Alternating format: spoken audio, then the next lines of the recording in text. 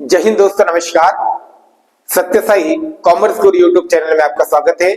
आज हम अकाउंटेंसी के अंतर्गत स्टडी करेंगे ट्रायल बैलेंस मीन्स तलपट या परीक्षा सूची। ट्रायल बैलेंस क्या होता है?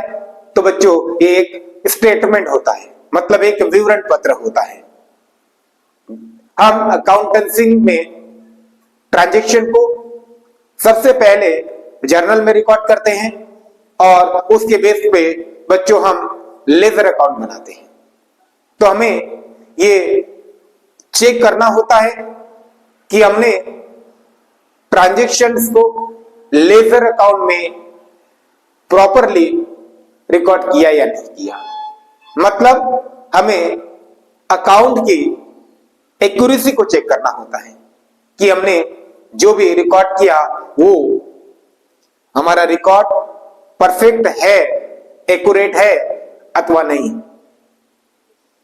जैसे हम क्रिकेट मैच शुरू करते हैं तो पहली जो बॉल बच्चों अक्सर देखा होगा कि हम ट्रायल स्वरूप डालते हैं। क्यों?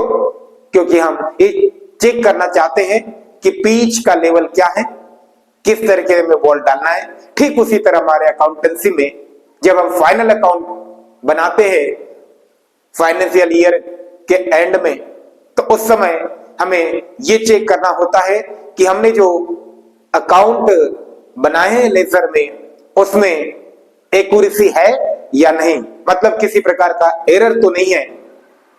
इसीलिए हम क्या करते हैं बच्चों कि ट्रायल बैलेंस बनाते हैं।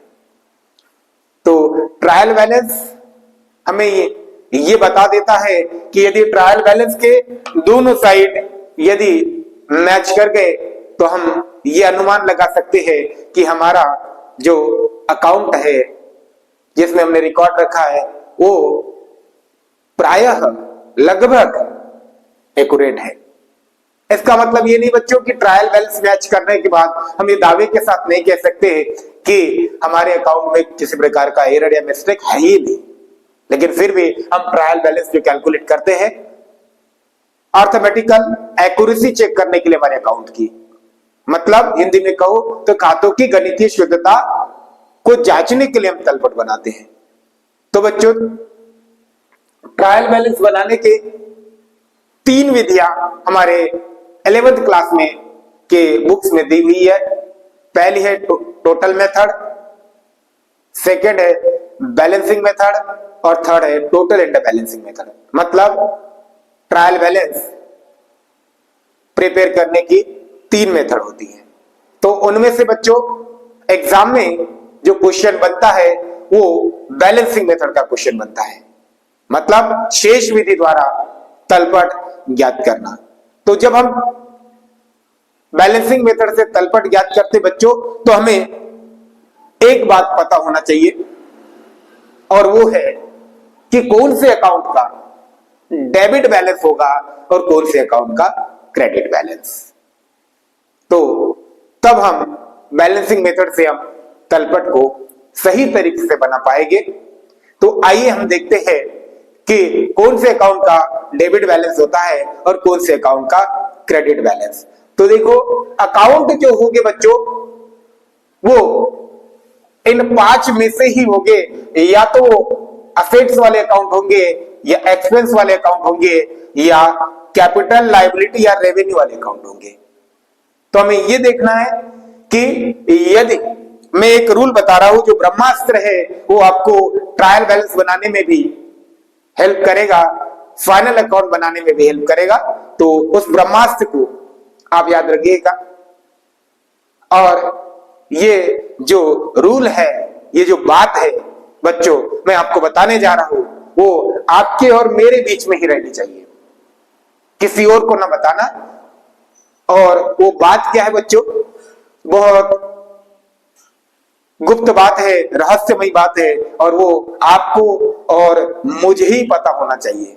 तो आइए हम उस बात को समझते हैं क्या होता है। तो देखो बच्चों, हमेशा असेट्स और एक्सपेंस वाले जो भी अकाउंट होंगे, मतलब संपत्ति और खर्च वाले जितने भी अकाउंट होंगे उसका डेबिट बैलेंस होगा अकाउंट में, और कैपिटल, लायबिलिटी और रेवेन्यू, मतलब पूंजी, दायित्व और आय वाले जितने भी अकाउंट होंगे उनका क्रेडिट बैलेंस होगा। बस हमें ये याद रखना है क्या कि असेट्स और एक्सपेंस का डेबिट बैलेंस होता है और कैपिटल, लायबिलिटी और रेवेन्यू का ऑलवेज क्रेडिट बैलेंस होता है। तो देखो बच्चों, ये इतनी सी बात है, क्या आप याद नहीं रख सकते? रख सकते हैं सर। तो आइए हम अब बैलेंसिंग मेथड से कैसे ट्रायल बैलेंस बनाते हैं उसको सीखते हैं बच्चों।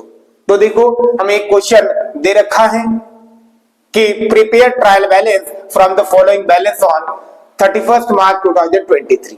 तो हमने एक फॉर्मेट बनाया, ये लेजर फॉर्मेट बन रहा है। इसमें आपके 4 कॉलम होंगे। पहला आपका पर्टिकुलर्स का होगा, नेम ऑफ अकाउंट्स, दूसरा एलएफ, डेबिट अमाउंट और क्रेडिट अमाउंट। और हमें जिस पर्टिकुलर डेट को हम ट्रायल बैलेंस बनाएंगे ना बच्चों, वो हमें उसमें डेट लिखना है। हमें क्वेश्चन में दे रखी है कौन सी डेट को बनाना है, तो 31 मार्च 2023 तो हमने मेंशन कर दिया है। तो इसको बनाने का तरीका है कि बच्चों जो भी जिन भी खातों के नाम दे रखे हैं उन सभी खातों के नाम 1 बाय 1 बच्चों हमें ट्रायल बैलेंस में रिकॉर्ड करना है। लेकिन एक विशेष ध्यान रखना है, और वो क्या चीज है विशेष ध्यान रखने वाली, तो बच्चों कई बार ना क्वेश्चन हमारे साथ गेम खेलेगा। जैसे इस क्वेश्चन ने भी गेम खेला है कि आपको क्वेश्चन में क्लोजिंग अकाउंट क्लोजिंग बैलेंस भी दिया रहेगा, माने क्लोजिंग स्टॉक का बैलेंस भी दिया रहेगा। तो ध्यान रखना कि क्लोजिंग स्टॉक जो है, स्टॉक का क्लोजिंग बैलेंस, वो हम ट्रायल बैलेंस में रिकॉर्ड नहीं करते। इसके पीछे का रीजन है कि वो क्लोजिंग जो स्टॉक है वो बैलेंस नहीं होता है बच्चों। ये न्यू ट्रांजैक्शन होते हैं, उसमें डेबिट और क्रेडिट दोनों साइड होते हैं। बाकी ये जितने भी हमें अकाउंट बताए हैं, या तो उसका डेबिट साइड होगा, जिसका डेबिट बैलेंस होगा तो हम उसको डेबिट में लिखेंगे, और जिसका क्रेडिट बैलेंस होगा उसको हम क्रेडिट में लिखेंगे। लेकिन इसका कोई बैलेंस नहीं है, ये न्यू ट्रांजैक्शन है। और यदि आपको लिखना ही है, आप जिद कर रहे हो, तो फिर आप इसको दोनों साइड लिख लो, दोनों साइड लिख सकते हैं, डेबिट में भी वही अमाउंट, क्रेडिट में भी वही अमाउंट। लेकिन ये विषय ध्यान रखो कि यदि क्लोजिंग बैलेंस हमें दे रखा है तो उसको हम रिकॉर्ड नहीं करेंगे। तो हमने देखो बच्चों, हमारे को दिया है कि capital, furniture, expenses, discount allowed, cash, purchases, building, tax, salary, debtors, printing and stationery, discount received, creditors, sales. हमने ये सब यहां तक के 1 बाय 1 उसको रिकॉर्ड कर लिया। और हमें पता है कि क्लोजिंग स्टॉक ट्रायल बैलेंस में रिकॉर्ड नहीं करते, तो हमने इसको छोड़ दिया बच्चों। अब हमें केवल ये देखना है बच्चों कि जो हमने नाम लिखे हैं वो यदि एक्सपेंस और असेट्स वाला नाम होगा तो उसका बैलेंस डेबिट होता तो उसकी अमाउंट डेबिट में रिकॉर्ड होगी, और यदि कैपिटल, रेवेन्यू और क्या बोलते हैं लायबिलिटी वाला कोई अकाउंट होगा तो उसका क्रेडिट बैलेंस होता है। तो इसलिए हम क्या करेंगे, उसका अमाउंट क्रेडिट में लिखेंगे। तो देखिए बच्चों कि हमने देखा कि सबसे पहले कैपिटल, तो इसमें हम जो देख लेंगे, एक कागज पे लिख लेंगे, हम इसको 1-2 बार ध्यान से पढ़ेंगे तो हमारे माइंड में आ जाएगा। तो हमने देखा कि कैपिटल, तो कैपिटल का कौन सा बैलेंस होता है, तो बच्चों क्रेडिट बैलेंस। तो देखो कैपिटल कितना दे रखा है, 20,000। क्रेडिट बैलेंस होता है तो बच्चों मैं क्रेडिट में लिखूंगा, तो मैंने क्रेडिट में 20,000 लिखे, तो फिर डेबिट में हमने डैश कर दिया। उसके बाद बच्चों फर्नीचर, फर्नीचर क्या होता है, फर्नीचर हमारे लिए असेट्स होती है, संपत्ति होती है, तो संपत्ति का बच्चों डेबिट बैलेंस होता है। तो फिर हम उसकी अमाउंट डेबिट में लिखेंगे, कितना है 4,000। फिर है एक्सपेंस, तो देखो बच्चों एक्सपेंस का कौन सा बैलेंस होता है, डेबिट बैलेंस होता है, तो हम लिखेंगे डेबिट में। इसके बाद डिस्काउंट अलाउड, तो बच्चों डिस्काउंट अलाउड का मतलब हमने कस्टमर को डिस्काउंट अलाउ करवाया, माने हमने डिस्काउंट दिया है, तो इसका मतलब वो एक्सपेंस है, तो ये भी डेबिट में रिकॉर्ड होगा। उसके बाद है कैश, कैश हमारी असेट्स होती है और असेट्स का भी डेबिट बैलेंस होता है, कितना है, तो ये कैश है बच्चों 2000। उसके बाद परचेज भी हमारे लिए एक्सपेंस होता है, तो उसका भी डेबिट बैलेंस। इसके बाद बिल्डिंग हमारे लिए असेट्स है, तो असेट्स का भी डेबिट बैलेंस होता है, तो ये है 8000। फिर टैक्स हमारे लिए बच्चों एक्सपेंस होता है, तो असेट्स और एक्सपेंस का डेबिट बैलेंस तो मैं डेबिट में लिखूंगा। फिर सैलरीज माने वेतन, उसका भी डेबिट बैलेंस होता है, बिजनेस का एक्सपेंस है, तो सैलरीज भी डेबिट में रिकॉर्ड होगी। उसके बाद बच्चों डेटर्स का भी असेट्स है, तो इसका डेबिट बैलेंस होगा, तो हम डेबिट में रिकॉर्ड करेंगे डेटर्स को। अब है प्रिंटिंग एंड स्टेशनरी, ये भी एक्सपेंस है, तो ये भी एक्सपेंस देखो बच्चों डेबिट में रिकॉर्ड होगा।